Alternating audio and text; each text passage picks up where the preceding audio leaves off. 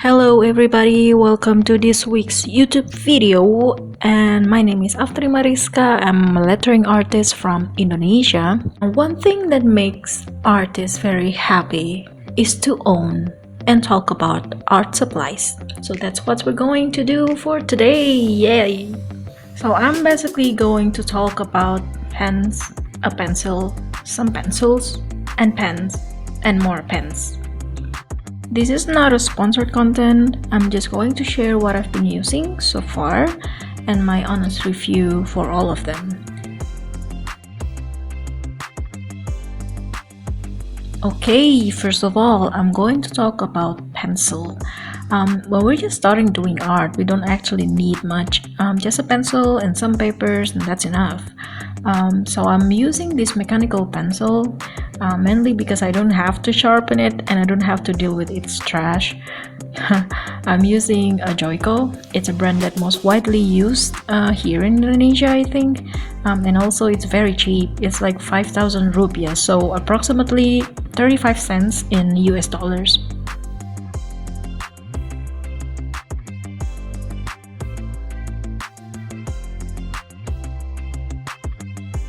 And the reveal, I'm using this brand called Dong-A. I also have the one from Rotring, but I couldn't find it when I record this. Dong-A is definitely cheaper than the Rotring one, but I do think that Rotring one is softer, even though both of them are tubies. But for my work right now, they are interchangeable, so I'm using both without complaints. The only complaint I have for Dong-A pencil refill is that the container melts, like seriously melting over time, so I don't know why, and that's why I cover them with tapes. Now when we talk about pencil, we can actually rule out erasers. So I'm using this Faber-Castell a lot. I love these white and black ones because they are dust-free. I have an allergy to dust, so these ones has helped me a lot to not keep sneezing while I'm drawing. However, I also love to use the red one. It's also from Faber-Castell. It's definitely not dust-free. It produces too many dust for my likings. But because of its lean shape, it's easier for me to erase small parts of my drawing, especially when I draw so many details. Well, at least now I have a lot of face masks to use while I'm drawing, so I can live with the dust better. And then there's this one I got from Boxy from Mitsubishi Pencil. Even though it works better than the white or black Faber-Castell, but I don't use it much because it is not dust free.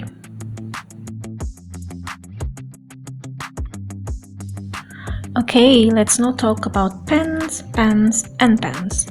We're going to start with my favorite. I love these pens by Mitsubishi Pencil. It's Unipin fine line pens. I bought my first set back in 2014, and I do think I started with the best pens. I didn't understand about the waterproof and fade-proof features back then, but it is a very important one to consider when doing a professional traditional artwork.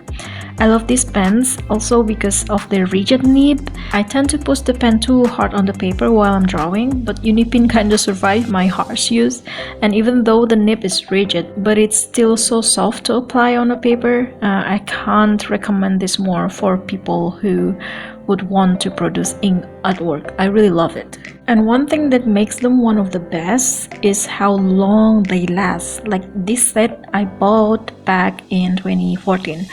But I've been using them a lot around 2018 and 2019, and they still have ink left even now.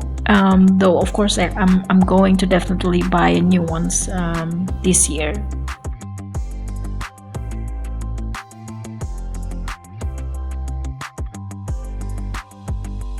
And the second on my list would be the ink pen from Sakura. They are also waterproof and fade-proof ink. Sakura also add archival ink there in the description, so when you use these pens with the right type of paper, usually acid-free paper, you will have long-lasting traditional artwork. Basically the ink is not going to leave a yellowish finish for maybe 20 years at least. The Unipin pens also have this feature. I still prefer the Unipin though, especially for the smaller size nibs like 01 or 005 nib.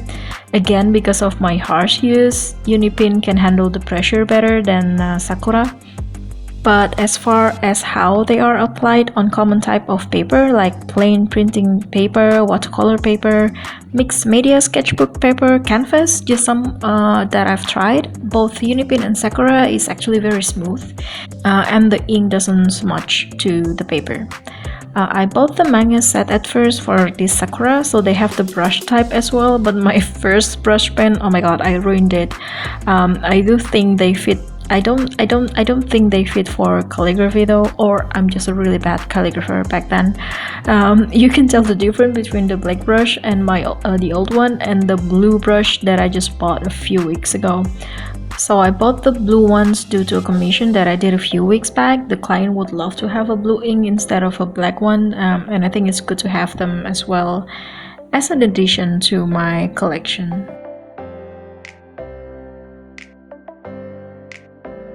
Sakura also produces jelly roll pens.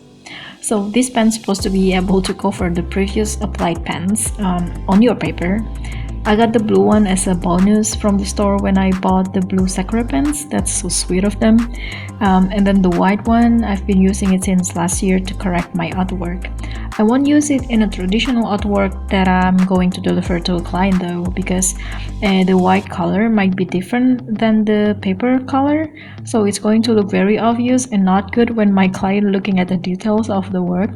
So I will only use this for correcting sketches that already went to the ink part, especially the one that I will finish digitally. So for me right now, it is easier to have everything fixed on the paper than editing it digitally. So the white pen helps me when I did wrong when inking my sketches. And now let's talk about this pen from Pilot. It's called High Tech. I've been using this actually since my school days. I love it because it has a very small nib. I usually would use the smallest size pen to trace the pencil sketch before I use another bigger size ink pen for contrast and shadings. So this pen is comparable with the Unipin or Sakura 01 size, I think, but because it doesn't have the fade-proof and archival ink feature, I won't use it for professional traditional artwork delivery. But I'm going to give this pen a highlight because it is really good for writing and drawing sketches. Another pens that I love to use back when in my school days and for my letterings when I just started focusing in it in 2017 are these gel pens from Dong-A and Standard. Both of these brands have a very opaque ink for my likings, although it won't last long, especially because I use them for black fillings for my letters and illustrations. Again, because they don't have archival ink feature, I won't use them for professional setting, but because they are cheap, well, I'm still using these brands pens instead of Unipin and Sakura for artwork that I will finish digitally or one that I want to keep for myself. And now the pen that I'm in love with lately, this brush pen from Pentel, a Pentel Touch to be precise. I started to learn calligraphy this May, and this is the starting pen that was recommended by the teacher, my sweet friend Lia Chong from Singapore. It's so easy to use and so soft, and the black pigment is also like very nice. I've been wanting to use brush pen to outline my illustrations. We know now that Sakura brush doesn't work for me, but gladly this Pentel Touch does. So apart from learning calligraphy, I will use this pen a lot too from now on for my illustration. I would love to have like more unbalanced strokes so it looks more hand-drawn to me compared to the lines produced with drawing pen, because it's just like one width all the way. So yeah, I'm really excited to use this pen more. Now on to some pens that I had used but I wouldn't recommend for people. First, these snowman pens. Well, they are pretty cheap because they are Indonesian brand. But the ink though, it's not as black as I think it should be. So yeah, the pigment is very low for my liking, and the drawing pen one was also too low in ink supplies, I guess. I remember that I used them for a few lettering pieces only, and they're gone. Like, so sad. But it's so cheap though, so I can't complain really. And maybe it's good for normal use for like schools or something, but not for professional setting for sure. And then this set I bought, they are from Artline. I also bought it because they are cheap. Even that time it's even like 50% cheaper because I used to promo from my credit card. So I bought 4 of these for only 30,000 rupiahs, I think, so about like $2 now. And I was actually interested in the 0.05 size. So yeah, I love super small nib pens for my detailed drawings, but I was super disappointed when I'm using this pen because the ink doesn't flow smoothly.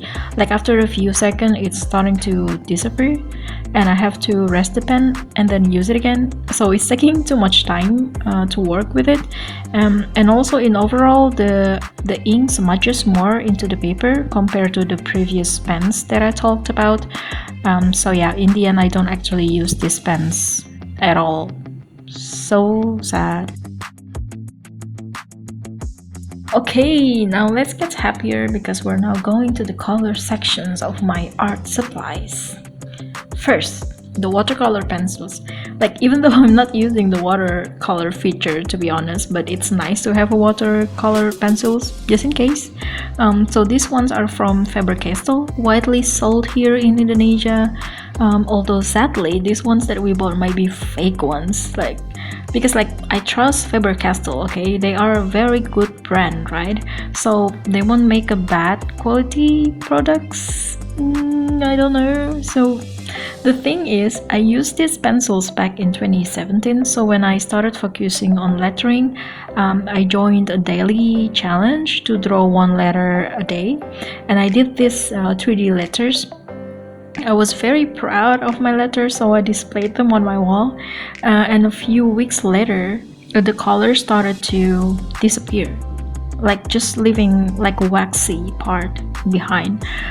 So me and my sisters decided to think that we might actually bought a fake one that's sadly widely common here in my country. Ha, sigh. But it's okay, like I still love to use this, especially now that I'm producing coloring pages for my Patreon, and so I am back using these pencils just for fun, and also like to learn about combining colors because I am still so suck at combining colors.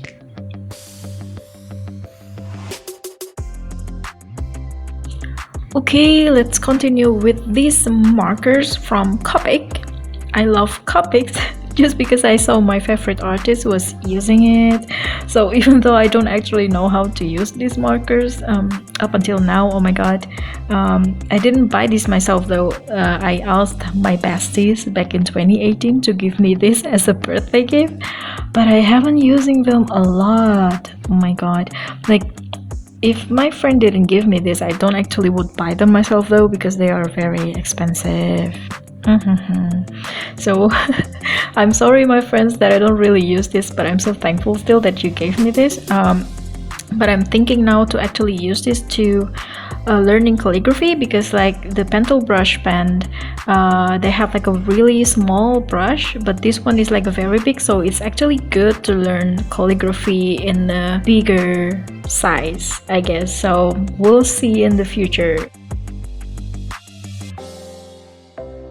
And then finally, my favorite art supplies of all time. So when I first saw artists that using Posca popping into my Instagram, I was like, what? I mean, like the colors are so good, like I really want it. But again, Posca is kind of expensive, and that time I didn't really have money to buy new art supplies. So until like last year, August 2019, my Japanese friends wanted to visit me here in my hometown, Pontianak, Indonesia, and she asked what do I want to have from Japan, and of course I want Posca. Posca is originating from Japan, so it's cheaper there compared to here. But yeah, eventually, of course, my friend just gave me 2 sets of them as a gift, along with a lot of Japanese chocolate and snacks. So I cried. Like I treasure my Poscas up until now. So yeah, I really love this Posca, y'all. I really suck at combining colors, but when I use Posca, it's like every color fits each other. Like I even use the colors now as my palette for all my digital work. So yeah, I cannot explain to you enough how much I love these Poscas. Like I really love them. So yeah, that's all about my art supplies. Like I can even talk more about them actually, but let's not make this video longer as it is already. So I hope you enjoy this one, and if you have questions, just let me know in the comment section for sure, and I'll try my best to answer them.